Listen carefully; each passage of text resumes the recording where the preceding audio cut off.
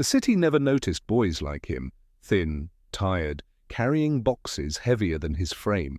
But fate noticed. One rainy night, while weaving his old bike through the streets, Leo slammed the brakes so hard his shoes scraped the ground. A black car had swerved across the lane, spinning toward the edge of the bridge.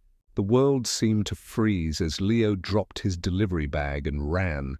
With a strength born of desperation, he yanked the door open and pulled the driver out just before the car tipped nose first into the river below. The man lay on the wet pavement, coughing, clutching at his chest. Leo, drenched and shaking, patted his back, begging him to breathe.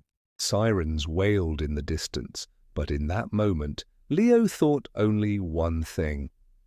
I can't let him die. The man's breathing steadied. His suit was ruined, but the gleam of his watch, the cut of his coat, even the way the ambulance crew bowed their heads, told Leo the truth. He hadn't saved an ordinary man. He had saved Victor Hale, the billionaire every headline in the city spoke of. And as Victor was carried into the flashing lights, his eyes locked on the boys, something flickered there, confusion, gratitude, maybe even destiny. Leo stood frozen on the bridge, rain dripping off his hair, unaware that from this night on, nothing in his life would remain the same. Leo's shoes squelched as he stepped back from the flashing lights, half hoping to slip away before anyone asked his name. He wasn't used to people noticing him, much less thanking him, but Victor Hale's hand shot out from the stretcher, gripping his wrist with surprising strength. "Stay!" the billionaire rasped, his voice raw but commanding. The paramedics glanced between them, but Leo just nodded, his throat too tight to speak. Hours later, in the sterile glow of the hospital, Leo sat awkwardly in a chair outside the VIP ward. Nurses whispered, pointing at his rain-soaked clothes and battered delivery bag. He pulled the cap lower over his eyes, wishing he could vanish. Then the door opened. A man in a sleek suit, Victor's assistant, looked him over with barely concealed doubt. "You're the boy?" Before Leo could answer, a voice from inside called hoarsely, "Let him in!" The room smelled of antiseptic, but Victor Hale's presence filled it anyway. He sat propped against white pillows, IV lines in his arm, yet his gaze burned sharp. "You pulled me out of death," he said quietly. "Tell me your name." "Leo," he muttered, clutching his cap. Victor studied him, then gave the faintest smile. "Leo, you're not going back to delivering food," Leo blinked. "Sir, this is my job. I don't belong anywhere else." Victor's smile deepened. "You belong where fate dragged you tonight. Beside me." The words unsettled Leo, filling him with both fear and wonder. He couldn't have known that from this moment, the doors of a world far beyond his reach were about to swing open, for better or worse. The next morning, Leo woke in a bed that wasn't his. Crisp sheets, a ceiling too high, curtains too thick. For a moment, he thought he was still dreaming, until the door swung open, revealing a butler balancing a silver tray. "Mr. Hale asked that you be served breakfast," the man said, setting down eggs, bacon, toast, even fresh orange juice that smelled sweeter than anything Leo had tasted in years. Leo sat frozen. He wanted to dig in, but something told him to wait.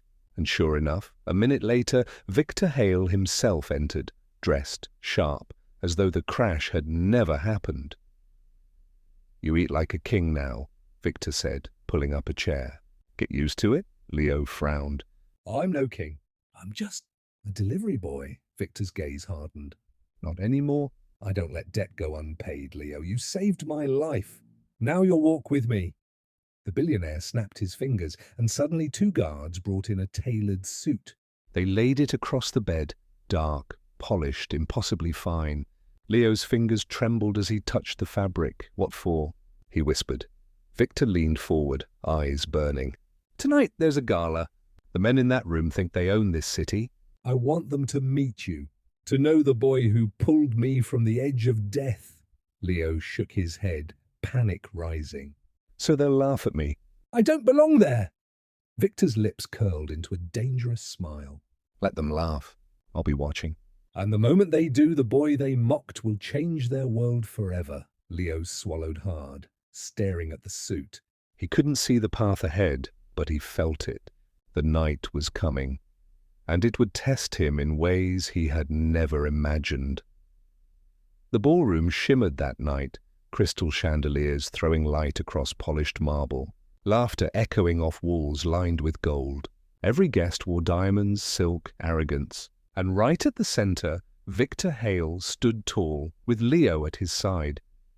Leo's suit fit like it had been sewn onto him, but he still tugged nervously at the collar, wishing he could disappear into the crowd. Whispers slithered through the air. Who's the boy? A servant? A stray? Victor raised a hand, silencing them. This young man, he announced, his voice commanding every ear, is the reason I am alive. His name is Leo. While all of you dined on delicacies and made deals, he saved my life with nothing but courage. Gasps rippled. Some clapped politely. Others smirked. One man, bloated with wealth and pride, chuckled loud enough for all to hear.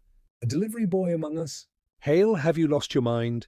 Victor's jaw tightened, but before he could speak, surprised himself. He stepped forward. His voice shook, but it carried.